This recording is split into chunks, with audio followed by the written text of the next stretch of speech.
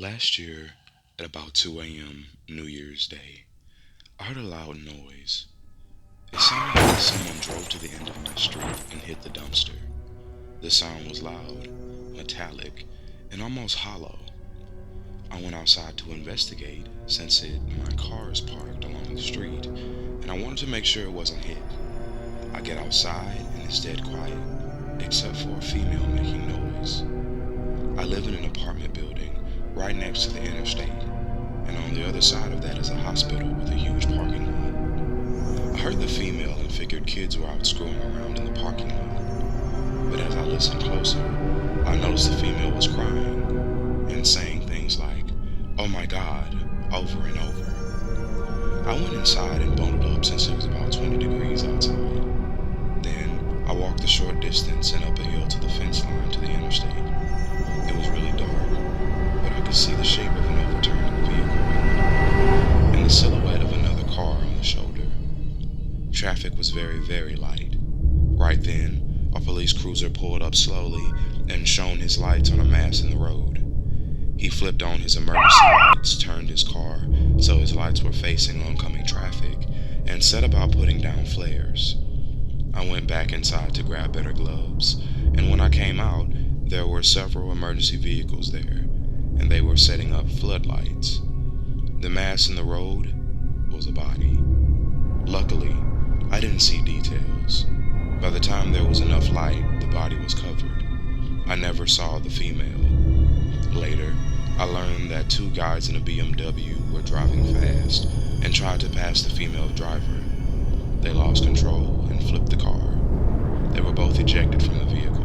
One ended up in the ditch and the other in the middle of the highway. The guy in the ditch survived, and apparently the female driver stopped and tried to help them, and that's who I heard. This story happened to me on New Year's Day in 2019. A little backstory. I am a bit of a loner.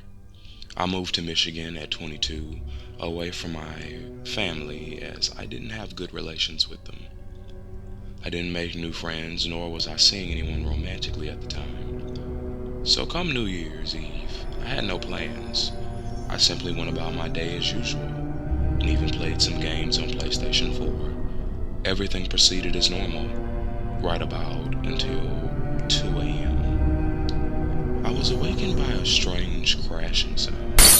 As I awoke to investigate, I noticed the noise had come from the basement. In this house that I was renting, you have to take the stairs to get down to the basement, but that's not what got my hair to stand up on the back of my neck.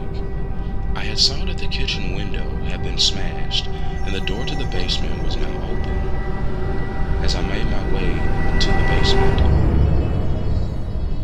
I saw a shadowy figure halfway to the bottom of the stairs. I screamed. The figure then proceeded to turn and run up the stairs towards me. I hastily locked the door, trapping him down there, as I bolted upstairs to call the police.